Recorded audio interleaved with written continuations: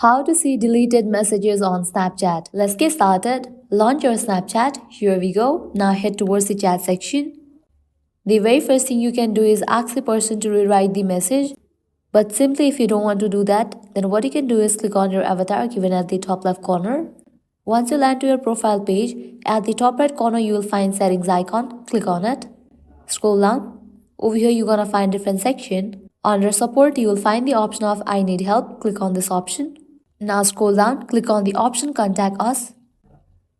Now here you have to select this option, I have a privacy. Scroll down, still need help, click on yes. From here check in for the option how can I object to the processing of my information. Now you have to scroll down and fill this. Firstly type in your username and then your full name. Type in your email address, select your country. Now over here you have to explain that you want to recover deleted messages on Snapchat. Once you fill this, click on the option of submit and with that you will be good to go. So this is how you can see deleted messages on Snapchat. If this video was helpful, don't forget to like, share and subscribe. Thank you.